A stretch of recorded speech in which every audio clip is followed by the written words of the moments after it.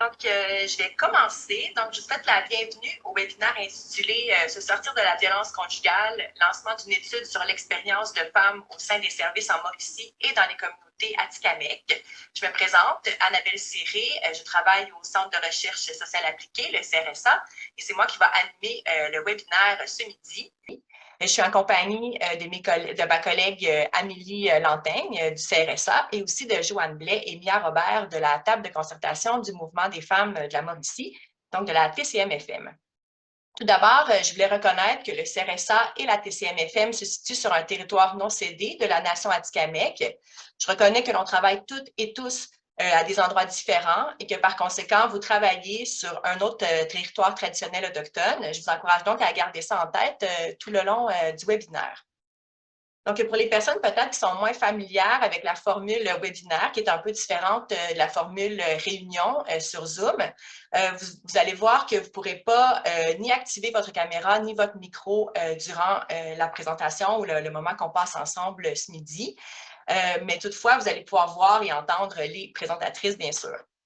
Pour vous donner une idée, on est présentement un peu plus de 80 personnes là, présentes au webinaire.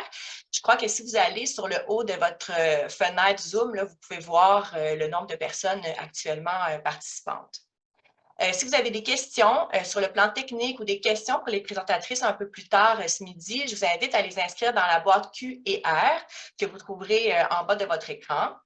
Pour les questions techniques, on va y répondre au fur et à mesure, là, le plus rapidement possible. Toutefois, pour les questions aux présentatrices, il va y avoir une période là, dédiée aux questions à la toute fin du webinaire, une bonne vingtaine de minutes. Et donc, n'hésitez pas à écrire vos questions au fur et à mesure, mais on va les garder pour la fin. Finalement, vous avez remarqué que le webinaire est enregistré aujourd'hui.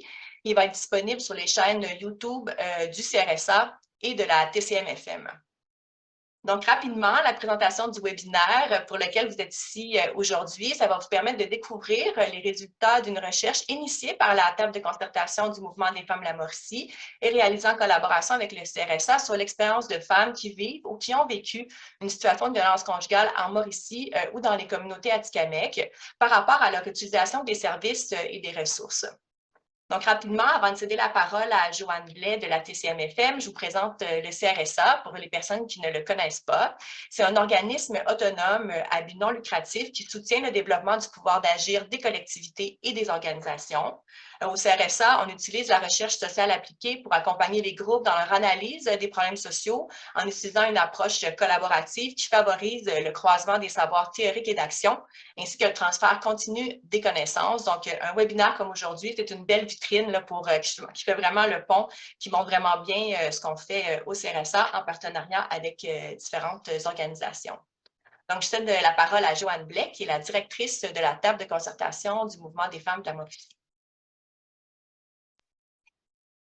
Alors, bonjour. Je suis heureuse d'être avec vous aujourd'hui pour présenter les résultats de notre étude. Donc, la table de concertation du Mouvement des femmes de la Mauricie est un regroupement régional féministe qui existe depuis plus de 40 ans maintenant. Et on travaille à améliorer les conditions de vie des femmes de la région en travaillant, par exemple, sur la lutte à la pauvreté, la lutte aux violences et à l'exclusion sociale que vivent les femmes. On travaille pour l'autonomie économique des femmes. On travaille aussi pour lutter pour l'accès à l'emploi des femmes. On a travaillé sur toutes sortes de projets jusqu'à maintenant. Puis là, en ce moment, un des projets là, qui nous occupe grandement, c'est ce projet sur les multiples visages de la violence vécue par les Mauriciennes. En fait, ce projet est arrivé dans notre historique à la table parce que en 2012, on a fait un portrait sur la santé des femmes où un enjeu quant aux violences vécues par les femmes était ressorti assez fortement et entre autres aussi sur les multi-problématiques que vivaient les femmes, sur le besoin de documenter ces situations-là. Donc, depuis 2012, on avait ça à l'esprit et est arrivé cet appel de projet, de proposition de Femmes Égalité des genres Canada qui nous permettait de travailler sur ce projet pour travailler sur les violences et et particulièrement sur un aspect plus au niveau de la lutte aux obstacles systémiques. Et ça nous a donné l'opportunité de déposer cette demande de financement pour faire ce portrait sur les violences vécues par les Mauriciennes. Et on a commencé ça en 2021. On travaille ce projet-là avec le Centre de recherche sociale appliquée depuis 2021 et en explorant finalement avec les objectifs du projet qui visait par exemple à consolider des partenariats puis à renforcer la concertation entre les membres de la table. Ce projet-là vise aussi à promouvoir des politiques et des pratiques inclusives en s'attaquant au sexisme et à d'autres obstacles à l'égalité des genres associés aux violences. Il vise enfin aussi à changer des normes et attitudes de genre préjudiciables persistants en contestant les croyances et les hypothèses courantes sur la façon dont les gens devraient penser et agir en regard des violences.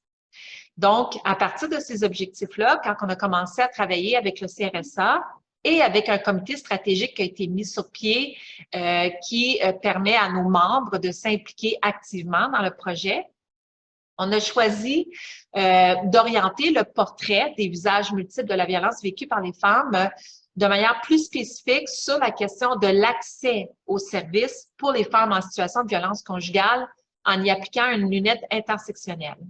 Donc, ce portrait-là nous permet, en plus d'aller chercher, de faire la lumière sur des obstacles, nous permet aussi de faire la lumière sur des pistes d'action, des pistes de solutions pour faire avancer, pour améliorer cette accessibilité aux services pour les femmes et pour atteindre les objectifs du projet. Donc, voilà pour la petite histoire du projet sur les multiples violences, de la violence vécue par les Mauriciennes. Et je vais conclure en disant qu'évidemment, tout ça ne se ferait pas sans notre équipe de travail et sans le travail de l'agente de projet Mia Robert, que vous aurez la chance de rencontrer un peu plus tard. Merci. Merci beaucoup, Joanne. En fait, on va enchaîner tout de suite avec la présentation des résultats qui va être faite par Amélie Lantaigne, là, qui était au cœur de ce projet-là au CRSA. Oui, merci Annabelle. Donc, je vais vous présenter les résultats de la recherche. Simplement vous aviser que vous allez voir également ma collègue Lise Saint-Germain qui va se joindre à nous pour lire certains témoignages qu'on a recueillis du rapport de recherche. Donc, vous allez l'avoir à la droite de votre écran également. Donc, sans plus tarder,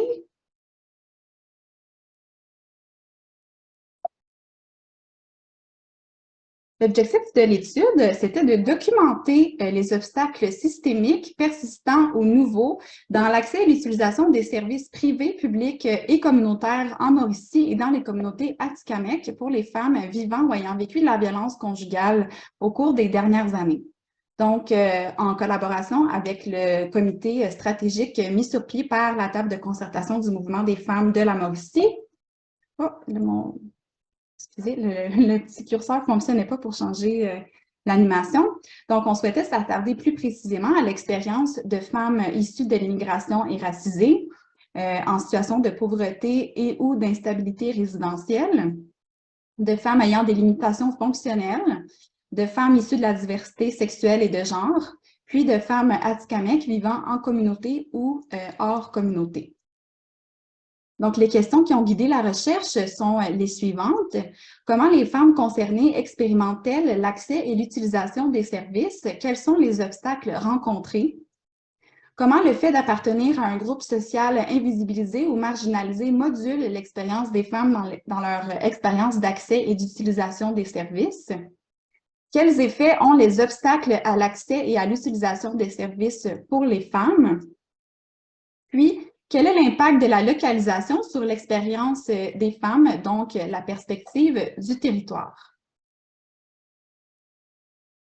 Donc, la recherche, c'est une recherche exploratoire, qualitative et collaborative. Donc, on a fait des entrevues individuelles ainsi que des groupes de discussion.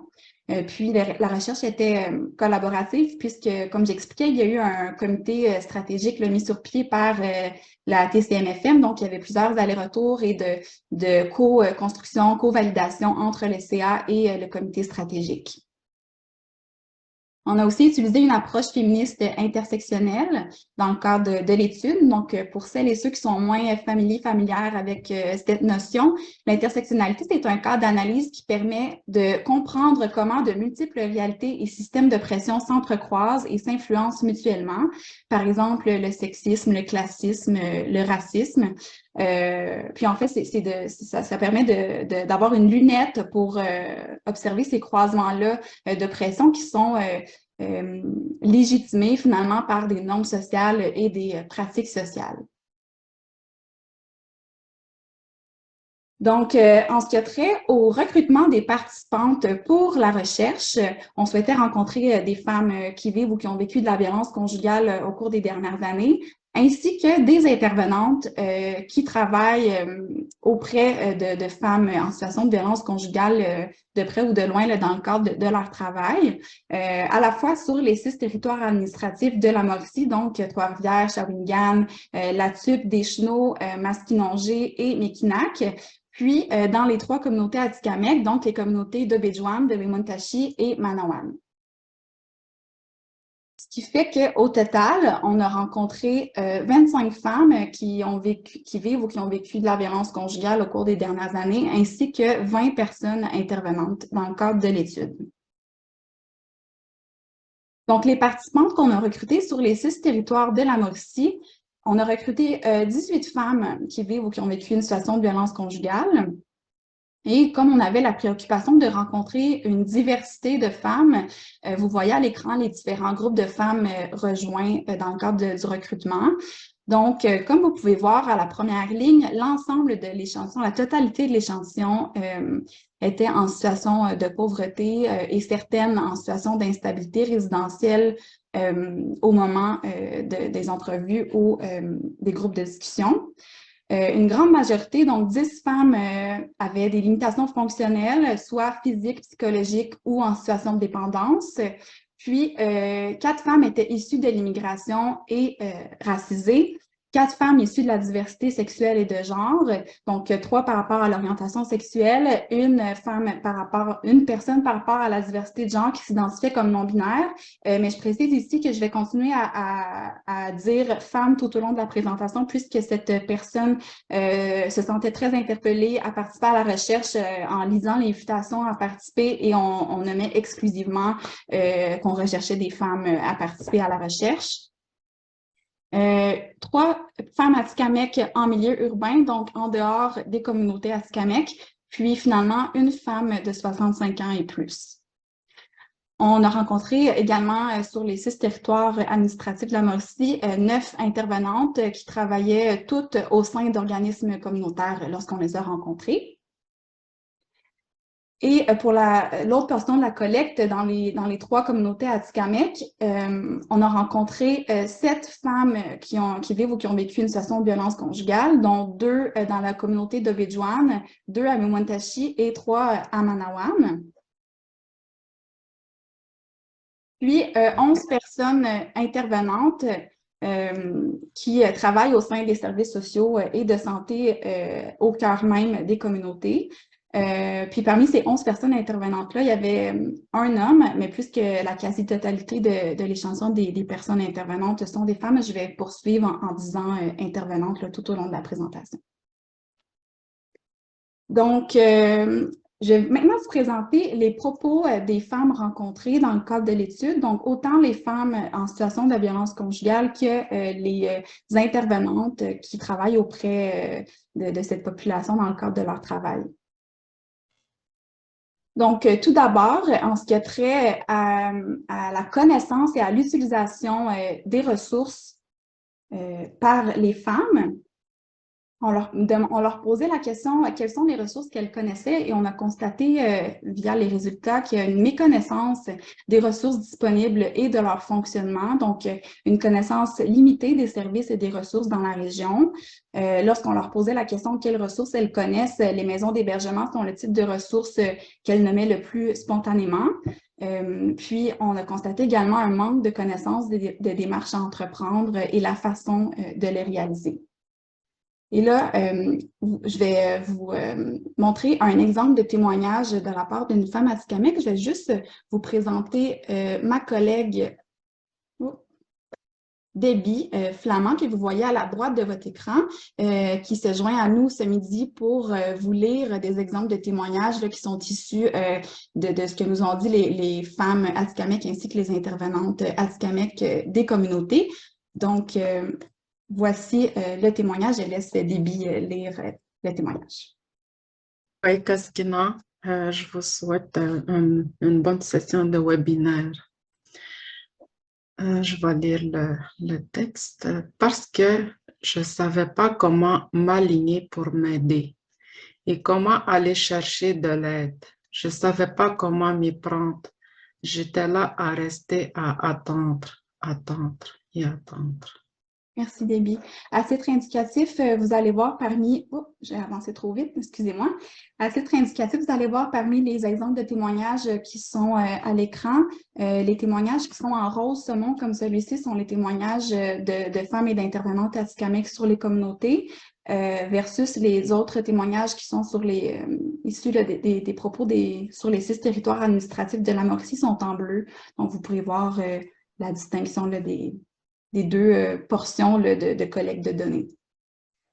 Donc, je poursuis. Bien qu'il y ait une méconnaissance des ressources disponibles, des services disponibles, en creusant un peu la question, en discutant avec les participantes, elles nous ont nommé toutefois certaines ressources qu'elles ont utilisées, surtout des ressources communautaires comme les maisons d'hébergement ou d'autres organismes comme ceux qui viennent en aide aux personnes immigrantes ou aux personnes en situation de pauvreté, par exemple.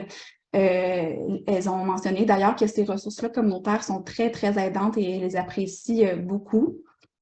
Ensuite, elles ont aussi nommé des ressources institutionnelles, comme par exemple un médecin de famille ou médecin au sans rendez-vous, puis une personne intervenante en santé mentale. Des ressources privées, comme par exemple un ou une psychologue, puis des réseaux d'entraide plus informels, des réseaux d'entraide citoyens, par exemple des groupes de femmes ou des groupes de rencontres anonymes. Donc, je vais vous présenter maintenant les obstacles rencontrés dans l'accès et l'utilisation des services. Donc, vous voyez à l'écran une roue. Il y a beaucoup d'informations là-dedans. Je vais vous expliquer un peu plus en détail. Donc, en fait, c'est une roue synthèse qui présente tous les obstacles que nous ont relatés à la fois les femmes et les personnes intervenantes. Et cette roue-là, vous pouvez la trouver, c'est une roue synthèse là, que vous pouvez trouver dans les documents de la recherche via le chat. Là, on a mis des liens vers les documents, à la fois le rapport de recherche ainsi que la synthèse de recherche. Mais je vais me servir de cette roue-là aujourd'hui pour vous présenter les différents obstacles rencontrés par les femmes. Donc, si on commence par s'intéresser au centre de la roue, donc le cercle blanc, on y trouve les obstacles qui relèvent des situations vécues par les femmes. Donc, par exemple, le premier obstacle, la non-reconnaissance de la situation de violence conjugale et de sa gravité. Donc, une difficulté à reconnaître les formes de violence qui se distinguent de la violence physique, comme par exemple la violence verbale, la violence psychologique ou la violence économique, pour ne nommer que ces exemples-là. Également, une crainte de ne pas être crue, considérant l'absence de marques physiques lorsqu'il est question de violence conjugale autre que de la violence physique. Pour les femmes qui vivent la violence familiale, ça peut amener à normaliser la violence vécue.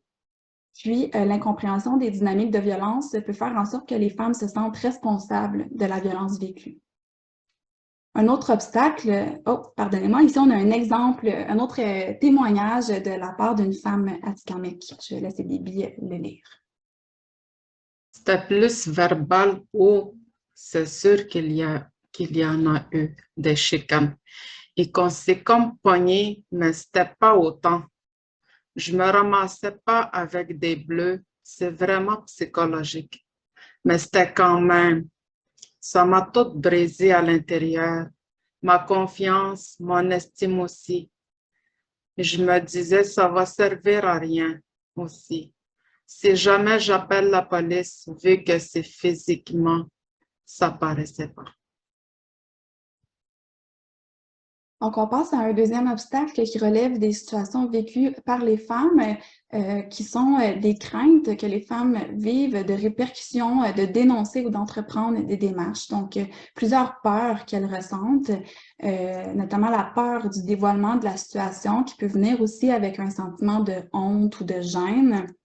La peur de certaines pertes, comme par exemple de perdre la garde de ses enfants, de perdre des liens significatifs affectifs, là, comme par exemple des animaux de compagnie, de perdre son milieu de vie et ses ressources à proximité. La peur également d'aggraver la situation de violence conjugale par le conjoint ou l'ex-conjoint violent. La peur de fragiliser son réseau social qui peut parfois être déjà assez fragilisé, assez faible. La peur de faire face aux préjugés de l'entourage, puis la peur d'être aidé par un intervenant masculin, le considérant que la violence reçue et associée était perpétrée par un homme. Donc, on a un autre témoignage ici d'une femme qui réside en milieu rural. L'organisme, ça, je connais, mais j'ai pas osé.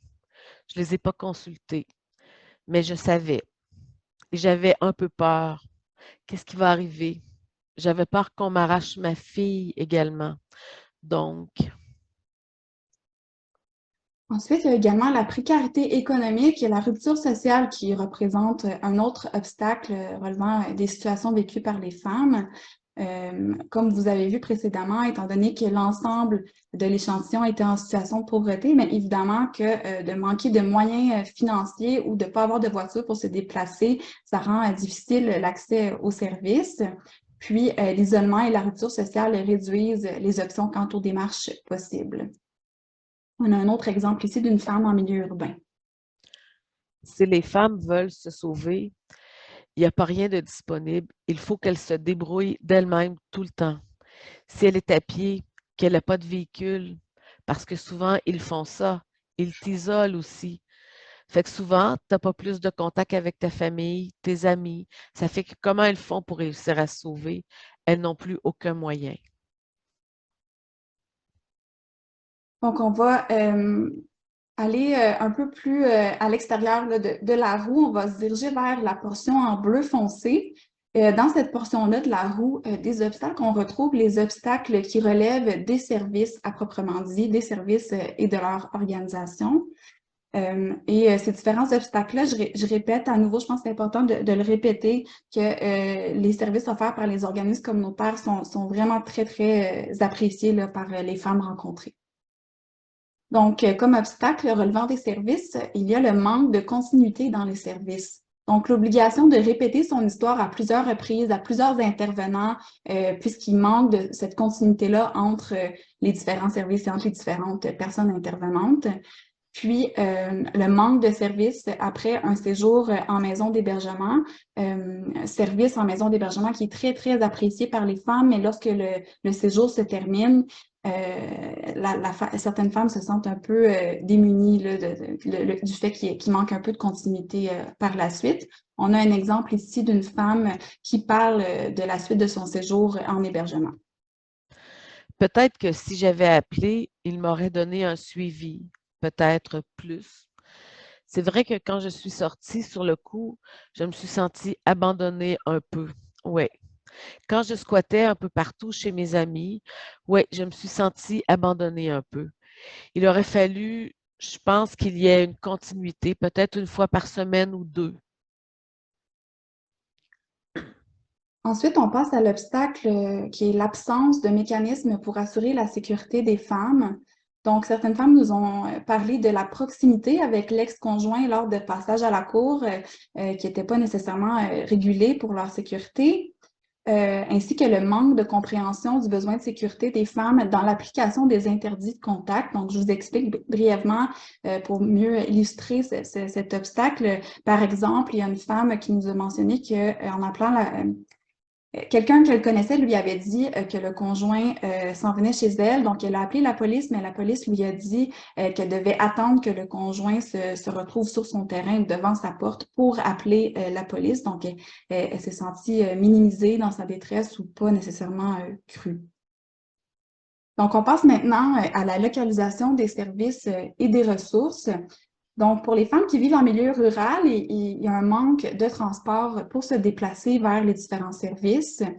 Il y a possibilité parfois d'avoir accès à un transport bénévole, mais le processus peut s'avérer contraignant. C'est également un enjeu en situation de crise quand les femmes n'ont pas de moyens de transport pour fuir. Certaines femmes nous ont mentionné le désir de demeurer près des ressources qu'elles utilisent déjà. Si, par exemple, elles doivent changer de ville pour aller en séjour en maison d'hébergement, par exemple, c'est difficile puisque si elle va dans un organisme qu'elle fréquente tous les jours, elle doit faire un peu le deuil de cette fréquentation-là de l'organisme lors de son séjour. Donc, ça peut rendre les démarches un peu plus difficiles. On a un exemple ici d'une femme en milieu rural qui nous parle de l'aspect du transport. De faire manquer des journées d'ouvrage au monde que tu aimes, c'est pas le best. Et payer des taxis pour faire, c'est un projet aller-retour qui va te coûter 300 $ que tu n'as pas. C'est out aussi. Il y a des longs délais pour avoir accès aux services et aux ressources. Donc, même en situation d'urgence, ça peut être très long avant d'avoir des services. Les femmes nous ont mentionné qu'il y avait de nombreux appels à faire avant l'ouverture d'un dossier et les services en psychologie sont difficiles d'accès.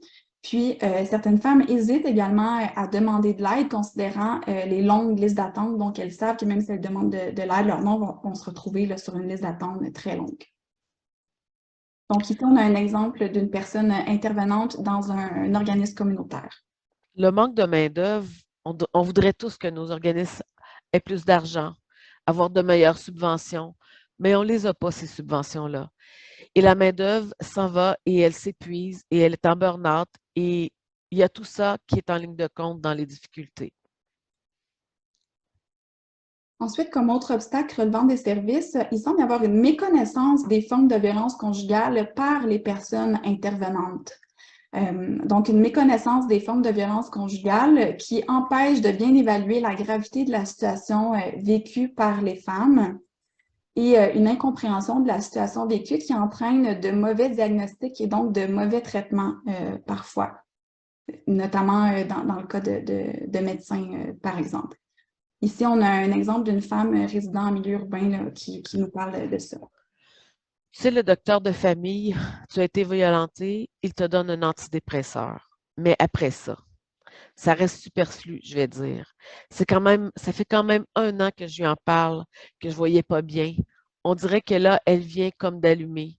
J'ai eu des coups de batte de baseball sur la tête, des gros coups, les doigts dans les yeux, tu sais. Après 1 an, elle vient de décider que ce serait mieux que je passe les examens. Il est peut-être rendu trop tard. Donc, on a l'obstacle aussi du manque d'informations transmises aux femmes. Donc, elles nous ont mentionné qu'il n'y avait pas suffisamment d'informations transmises sur les services auxquels elles ont droit, puis qu'il manquait d'informations sur les différentes étapes lors de démarches déjà entreprises. Ensuite, comme obstacle, on a aussi le difficile accès à l'aide juridique, notamment par la réticence d'avocats et d'avocates à prendre des dossiers d'aide juridique parce qu'ils sont moins rémunérés pour des dossiers d'aide juridique. Donc, ça peut freiner l'accès des femmes à une défense juste et adéquate. Ensuite, enfin, dans les obstacles relevant des services, certains services semblent peu adaptés à la situation des femmes avec enfants. Donc, certaines ont mentionné le manque de services de garde adaptés aux besoins des femmes qui entreprennent des démarches. Puis, les services d'hébergement ne sont pas toujours adaptés aux réalités des femmes ayant la charge d'enfants. Par exemple, les femmes qui ont la charge d'enfants doivent s'en occuper en tout temps, donc c'est plus difficile de se déposer, de prendre le temps de réfléchir, de processer, si je peux utiliser ce mot-là, ses émotions et de cheminer là, au rythme souhaité lorsqu'on doit s'occuper des enfants en même temps. Donc ici, on a un exemple d'une intervenante Atikamekw qui nous parle sur l'aspect du service de garde pour les services. Moi, ce que je remarque comme obstacle, c'est de ne pas s'engager parce qu'il y a des enfants. L'homme travaille, mais elle s'occupe de la maison, des enfants. Elle veut s'en sortir. Bien, il faut qu'elle essaie de trouver quelqu'un pour garder les enfants, pour qu'elle vienne consulter ou aller au centre de santé. Des fois, on dit, venez amener vos enfants. On garde vos enfants le temps qu'elle voit un psychologue, admettons. Des fois, elles sont obligées d'amener leurs enfants dans une maison d'hébergement à l'extérieur de la communauté et les enfants manquent l'école. Donc ça, c'est un autre obstacle. Merci, Bibi. Donc, on va aller maintenant à l'extérieur de la roue des obstacles, donc dans la portion rose et saumon. Donc, vous voyez différentes catégories dans cette portion-là de la roue. Ce sont les obstacles spécifiques aux femmes qui se retrouvent à l'intersection de plusieurs systèmes d'oppression. Donc, les obstacles spécifiques aux différents groupes de femmes qu'on a rencontrés. Donc, pour commencer, les femmes en situation de pauvreté et ou d'instabilité résidentielle. Ces femmes nous ont mentionné faire face à des préjugés tenaces dans le système de santé et de services sociaux. Elles ressentent parfois du mépris dans les services. Il y a aussi un manque de profondeur dans l'évaluation et des traitements non adaptés. Si on pense par exemple à une femme en situation de pauvreté qui a de la difficulté à s'exprimer, qui n'a pas le bagage et le vocabulaire pour exprimer ses besoins, elle se retrouve parfois devant un intervenant ou une intervenante qui peut minimiser la détresse ou moins comprendre la profondeur des besoins de la personne. Ensuite, l'incohérence dans la logique d'accès aux services, puis un accès limité aux services pour les femmes sans enfants, puisque les femmes qui habitent seules et en situation de pauvreté n'ont pas nécessairement d'aide gouvernementale. Donc, on a... Oh, pardon, j'ai de la misère avec mon curseur. Donc, on a un exemple ici d'une femme en situation de pauvreté là, en milieu urbain. Oui, le fait que je suis à l'aide sociale, le fait que je suis dyslexique, il y a des mots que je comprends pas ou que je prononce mal. Je les sens des fois, les regards du haut. Des fois, tu sens que la personne, on dirait qu'elle lève le menton et qu'elle te regarde avec un dégoût. Ils vont faire semblant que non, mais ça sent, le malaise se sent pareil. Donc, si on passe maintenant aux femmes issues de la diversité sexuelle et de genre, je commencerai par préciser que les femmes rencontrées ne nous ont pas nommé d'obstacles directement en lien avec leur appartenance à la communauté LGBTQ+, mais une intervenante qui travaille auprès de cette population-là nous en a nommé deux. Donc, le risque de banalisation de la violence conjugale vécue par les femmes lesbiennes dans un même couple, de minimiser la violence puisque ce sont deux femmes. Puis le manque d'adaptation de certains services en hébergement. Donc, on a un exemple ici, en fait, un témoignage de l'intervenante en question.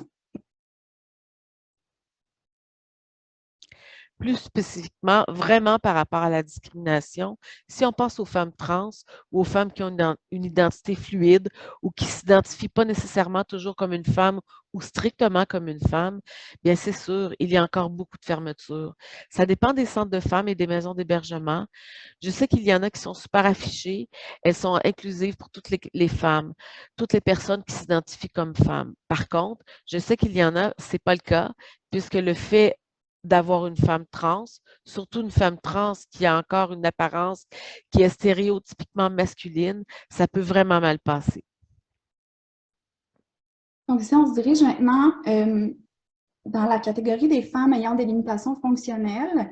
Par rapport à ça, les obstacles qui ont été mentionnés sont principalement en lien avec les limitations fonctionnelles psychologiques. Il n'y a pas d'obstacle qui a été mentionné spécifiquement en lien avec les limitations fonctionnelles physiques. Donc, on a d'abord le manque de ressources adaptées, puis le sentiment d'une stigmatisation là, dans les services. Donc, on a un autre témoignage ici là, de la part d'une intervenante dans un organisme communautaire. Les services sont trop catégorisés. Il faut que la personne entre dans une case en particulier et ça existe de moins en moins, on s'en rend compte. Je pense que le réseau, les services qui sont offerts, ils ne rejoignent pas les gens avec des multiproblématiques, mais eux, ils ont besoin de cocher des cases. Donc, c'est sûr qu'ils nous retournent les gens parce qu'ils sont un peu impuissants face à ces situations-là. Donc, maintenant, par rapport aux femmes issues de l'immigration et racisées, ce qui a été nommé, c'est la barrière de la langue, des incohérences au sein des services aux personnes immigrantes, donc entre différents services, puis l'instabilité et insécurité engendrée par le chevauchement des démarches légales et celles pour sortir de la situation de violence conjugale. Donc, on a un témoignage ici d'une personne intervenante auprès de personnes en immigration. Un autre gros enjeu, c'est l'information du côté de l'immigration. Donc, pour pouvoir définir ou donner des réponses à une cliente sur OK, ton statut, ça va changer ou il ne va pas changer, à quoi tu auras droit, comment ça va t'affecter ou comment tu peux être plus stable ici, c'est toute une aventure parce que selon la personne qui répond, la réponse peut changer. Un avocat dit une chose, un autre avocat dit une autre chose. Je vois que les gens s'attendent à ce que ce soit une seule réponse parce que c'est un seul pays. Donc, quelle est la réponse? Moi, je ne peux pas dire je ne sais pas non plus. C'est parce que ce n'est pas dans notre contrôle. Donc, cette situation crée de l'instabilité, de la confusion, des frustrations, autant chez les clientes que chez nous-mêmes. Et enfin, du côté des femmes atikamekw en communauté et hors communauté, différents obstacles ont été nommés spécifiquement pour ce groupe. Donc, je vais commencer du haut et descendre vers le bas. Donc, la localisation éloignée et le manque d'adaptation des services, puisque parfois les femmes doivent quitter les communautés là, pour accéder à des services en dehors des communautés. Des préjugés tenaces qui ciblent les personnes autochtones dans les services allochtones, donc dans les services qui sont offerts par des personnes non autochtones. Le poids des valeurs familiales des Atikamekw, donc certaines valeurs importantes, l'accès sur la famille peut freiner l'entreprise de démarche de la part de femmes Atikamekw. La barrière de la langue aussi, notamment lorsqu'elles doivent quitter la communauté pour accéder à des services en français, par exemple, et un manque criant de logements disponibles dans les communautés.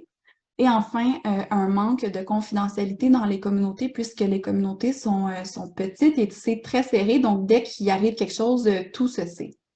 Donc, on a un exemple ici d'une intervenante Atikamekw qui nous parle de cet aspect-là du poids des valeurs familiales des Atikamekw. C'est quelque chose de tabou. Les femmes ne sont pas vraiment ouvertes à discuter de ça. Et parce que certaines manières, elles ont peut-être peur des représailles. Elles ont peur de se retrouver toutes seules avec les enfants. Souvent, les personnes ont des grandes familles ici. Elles ne veulent pas briser leur famille. L'image de la famille fait partie d'une des valeurs tellement importantes chez les Atikamekw qu'une femme ne voudra pas briser sa famille. Donc, il y a ça et tu sais, les autres membres de la famille aussi qui vont s'en mêler. On ne va pas, mettons, inciter une femme à quitter son mari si elle vit de la violence. Justement, avec le programme de justice communautaire, c'est ça qui est en train d'être travaillé. Merci beaucoup, Debbie et Lise, pour la lecture des témoignages. Donc, maintenant, si on se dirige vers les conditions optimisant l'accès aux services et une bonne expérience. Donc, les femmes nous ont beaucoup plus parlé d'obstacles rencontrés dans leur cheminement que d'éléments qui ont été aidants, mais elles en ont tout de même mentionné quelques-uns, donc je vais vous les présenter.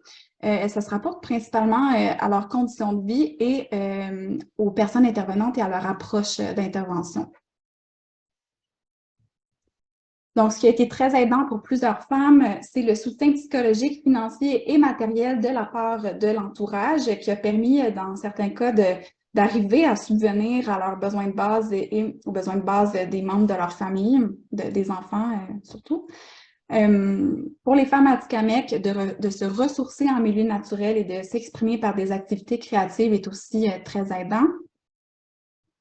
Des rencontres d'échange entre les femmes et participer à différentes activités au sein d'organismes communautaires ou bien pour les femmes atikamekw de participer à ce type d'échange, mais en milieu naturel, est aussi très aidant. De nombreuses participants nous ont parlé du lien de confiance développé avec une personne intervenante respectueuse et bienveillante, comment ça peut faire une différence dans leur cheminement. Puis finalement, pour les femmes atikamekw, d'accéder à des services dans leur langue maternelle et guidées par une approche holistique là, qui prend en considération les réalités autochtones. Donc, si on se dirige maintenant, je vais vous présenter maintenant des pistes d'amélioration qui ont été suggérées par les personnes participantes, autant par les femmes que par les intervenantes. Puis, certaines pistes sont aussi le reflet ou une réponse aux obstacles présentés précédemment. Donc, vous voyez à l'écran un second schéma. Dans ce schéma-ci, qui est aussi accessible via les documents de recherche, c'est un schéma synthèse de toutes les pistes d'amélioration des services. Excusez-moi, il y a quelque chose dans le chemin, dans mon écran, c'est bon. Si on se concentre sur les blocs roses et bleus à la gauche du schéma, ce sont des pistes transversales à toutes les femmes, donc peu importe le groupe auquel les femmes s'identifient. Donc, une des pistes qui est mentionnée, c'est de sensibiliser aux différents visages que peut prendre la violence conjugale, donc une sensibilisation à grande échelle, sensibiliser autant la population générale que les personnes intervenantes, les femmes elles-mêmes et les jeunes, chez qui il y a de plus en plus de dynamiques de violence qui s'installent dans les jeunes couples. De retour à la vue d'ensemble du schéma, donc on va se diriger maintenant sur le bloc bleu. Donc, ce sont des pistes d'amélioration des services et de leur organisation. Donc, tout d'abord, une des pistes est de faire connaître les ressources existantes et les services qu'elles offrent. Donc, mieux faire circuler l'information sur les ressources disponibles et sur les services qu'elles offrent, et mieux faire circuler l'information concernant les droits des femmes. Ensuite, rendre accessible à toutes les femmes les ressources et les services en situation d'urgence. Donc, mettre en place un système de transport d'urgence et mettre en place un système d'aide financière d'urgence. Une autre piste, c'est de mettre à disposition des femmes plus de ressources servant à les outiller et plus de ressources spécialisées en violence conjugale. Donc, notamment bonifier l'offre d'activités, d'ateliers et de rencontres de partage, améliorer l'accès aux services en psychologie, améliorer l'accès à l'aide juridique, puis améliorer l'accès aux services de garde adaptés. Et enfin, par rapport à proprement dit aux services et à leur organisation, la dernière piste suggérée, c'est d'intégrer une approche globale et multidimensionnelle au cœur des services. Donc, prendre en compte les diverses réalités vécues par les femmes dans leur globalité, et améliorer le travail en collaboration des différents secteurs d'intervention. Donc, de retour à la vue d'ensemble du schéma, on va s'intéresser maintenant à la partie droite du schéma, où il y a les différents encadrés blancs. Donc, ces encadrés-là sont des pistes spécifiques à certains groupes de femmes. Donc, pour les femmes en situation de pauvreté et ou d'instabilité résidentielle, des pistes proposées, c'est d'améliorer la logique d'accès aux services pour que les femmes qui n'ont pas d'adresse puissent aussi avoir accès aux services, puisque dans certains services, on a obligatoirement besoin d'avoir une adresse civique, mais pour les femmes qui n'ont pas de logement, ça rend difficile l'accès aux services. Puis, lutter contre les préjugés dans le système de santé et de services sociaux. Pour les femmes issues de l'immigration et racisées, améliorer l'accès à des interprètes, faire circuler plus d'informations sur les droits et procédures légales des femmes immigrantes, puis utiliser l'approche interculturelle dans l'approche d'intervention. Pour les femmes ayant des limitations fonctionnelles, assouplir les critères d'admissibilité des ressources pour les femmes ayant des conditions de santé mentale et ou de dépendance. Pour les femmes issues de la diversité sexuelle et de genre, améliorer l'accès aux ressources d'hébergement pour les femmes trans et pour les femmes d'un même couple qui ont besoin de soutien, donc par exemple les femmes d'un couple lesbien. Puis, pour les femmes autochtones en communauté et hors communauté, recenser les ressources disponibles dans les communautés et en dehors des communautés pour aussi en faire la mise à jour. Mettre en place une maison d'hébergement dans les communautés qui n'en ont pas, puisque actuellement, il y a seulement la communauté d'Obidjouan qui a une maison d'hébergement sur son territoire. Offrir des services en langue atikamekw. Améliorer l'accès au ressourcement en milieu naturel, puisque notamment certaines femmes nous ont dit que dans certaines communautés, c'est un peu plus difficile d'avoir accès à des ressourcements en milieu naturel. Puis, offrir plus d'aide pour les démarches administratives qui doivent souvent être faites en français. Donc, qu'est-ce qu'on retient de tout ce que je viens de vous présenter? Qu'est-ce qu'on retient de cette étude? Les femmes rencontrées font face à plusieurs obstacles. Donc, les résultats de la recherche démontrent un besoin d'améliorer les services offerts aux femmes victimes de violences conjugales. Les femmes qui demandent de l'aide doivent être considérées comme étant les mieux placées pour savoir ce dont elles ont besoin, puisqu'elles sont elles-mêmes expertes de leurs propres expériences. Bien évidemment, la sensibilisation à grande échelle est primordiale, mais les services offerts aux femmes victimes de violences conjugales doivent aussi être révisés de façon à améliorer l'offre de services, leur accessibilité, l'accès à l'information et l'approche utilisée par les personnes intervenantes en portant une attention particulière aux besoins des femmes qui se trouvent à la croisée des oppressions, puis à celles vivant plus éloignées des centres urbains. Et enfin, évidemment, il est essentiel de reconnaître les gains obtenus depuis les dernières années, notamment avec la bonne nouvelle de l'instauration du tribunal spécialisé en violences conjugales et sexuelles au Québec. Mais on constate toutefois qu'avec les résultats obtenus, les luttes sont toujours nécessaires pour améliorer les services, et ce, pour toutes les femmes. Donc voilà, je cède la parole à l'animatrice du webinaire, Annabelle. Merci beaucoup pour votre écoute. Beaucoup, Amélie, pour cette très intéressante présentation. Vraiment, c'est un survol là, de tous les résultats. Là. Il y a vraiment beaucoup plus de détails dans les documents, comme Amélie l'a spécifié un peu plus tôt. Donc, on serait maintenant rendu à la partie du webinaire où maintenant, ça va être Mia Robert de la table de concertation du Mouvement des femmes La Mauricie qui va nous présenter en fait les suites de la recherche, parce que comme l'a dit Joanne en tout début de webinaire, vraiment cette première phase-là du projet, l'étude et tout ça, c'est vraiment pour mettre en place un plan d'action et c'est ce que Mia va nous présenter.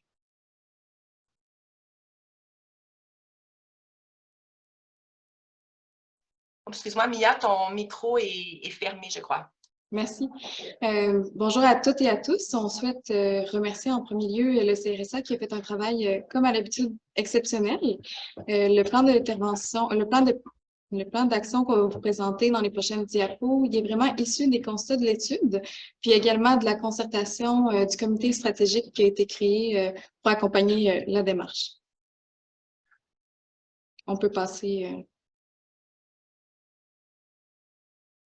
Donc, notre plan d'action, il est un peu divisé en deux volets. Il y a des actions de prévention puis des actions d'intervention. Donc, au niveau de notre préoccupation pour sensibiliser aux différents visages que peut prendre la violence conjugale, notre premier public cible, c'est les femmes en elles-mêmes. Donc, une des actions qui a été retenue, c'est de développer et présenter des activités de prévention des différentes formes de violence lors d'un événement grand public de type de journée ressourcement pour les femmes. C'est un événement qui va avoir lieu en novembre prochain, le 4 novembre. Donc, je vous invite à rester à l'affût. La promotion va débuter incessamment. Une deuxième action qui a été retenue, c'est de développer et de présenter des ateliers qui sont thématiques puis concertés sur le droit des femmes qui sont en situation de violence conjugale. Donc, dans un premier temps, ils vont être présentés aux participants des groupes membres de notre groupement, puis par la suite aux alliés du communautaire. Pour le deuxième public cible, c'est vraiment les personnes intervenantes auprès des femmes, donc dans divers secteurs. Il y a la diffusion, bien sûr, des faits saillants d'études. Le webinaire d'aujourd'hui s'inscrit dans cette action-là, principalement au niveau de différents acteurs, mais aussi au niveau des élus de la région. On a retenu également l'action de développement puis de présentation d'une animation sur la violence conjugale, mais ayant une visée de vraiment aller prévenir la victimisation secondaire que plusieurs femmes peuvent ressentir dans leur démarche. Donc, on aimerait viser des intervenants et intervenantes de différents secteurs. On peut penser médical, juridique, plusieurs secteurs. Notre dernier public cible, c'est vraiment les jeunes. Il y a déjà des initiatives qui sont fantastiques que nos membres mettent en application, dont des membres qui font partie du comité stratégique. Donc, on aimerait pouvoir leur apporter un soutien. Dans un premier temps, de contribuer à un lien partenarial entre les centres de services scolaires, puis un offre pour desservir un offre d'atelier sur les relations saines et égalitaires. Il y a un programme qui s'appelle Empreinte, qui est un programme provincial qui est animé par les CALAX, puis on aimerait pouvoir faire que les jeunes, davantage et plus de jeunes puissent en bénéficier. Il y a également un soutien au niveau d'un jeu interactif qui a été développé par le CALAX Entrain d'action, qui concerne le rôle des témoins actifs et actifs. Puis comme le jeu a été entièrement traduit en Atikamekw, on aimerait pouvoir soutenir le CALAX pour pouvoir aller donner des présentations dans les écoles des communautés Atikamekw. Au niveau du volet d'action d'intervention, on est vraiment allé en les divisant de la même façon que ce que les pistes d'amélioration de la recherche ont identifié. Donc, dans le souci de faire mieux connaître les ressources existantes puis les services qu'elles offrent, il y a déjà une action qui a débuté, c'est la recension des ressources, services et programmes qui existent sur notre territoire. On va en faire en premier lieu une promotion via la plateforme Maël. Je ne sais pas si tout le monde connaît Maël, mais c'est une plateforme qui regroupe des services, des organisations qui donnent des services en matière de santé et bien-être pour les femmes.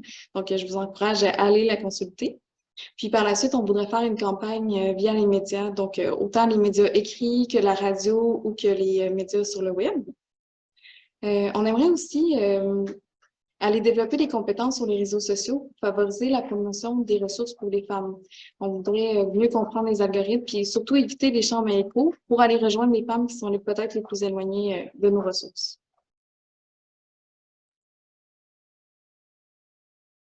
Au niveau de la préoccupation de rendre accessible à toutes les femmes les ressources et les services en situation d'urgence, l'action qui a été retenue, c'est l'élaboration d'un état de situation sur la desserte du transport d'urgence. Ce que l'étude a mis en lumière, c'est qu'il y a un besoin d'aller documenter davantage la situation. Puis par la suite, on souhaite participer à des concertations à distance pour faire valoir les besoins spécifiques qui vont ressortir de l'état de situation.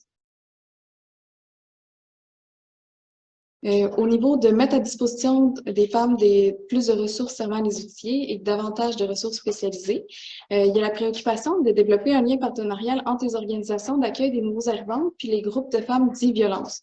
Ce qu'on a décidé de retenir, c'est d'organiser une journée annuelle de rencontres pour échanger puis renforcer la collaboration. On a également, dans la même logique d'idée que la diapositive précédente, décidé d'y aller avec l'élaboration d'un état de situation sur les besoins spécifiques des femmes quant aux obstacles d'accès à l'aide juridique puis les obstacles d'accès aux psychologues. Puis également, on voudrait apporter un soutien aux activités qui vont être priorisées par les femmes dans les communautés atikamekw pour leur permettre de mettre en action ce qu'ils vont décider comme étant les priorités. Puis par la suite, au niveau d'intégrer une approche globale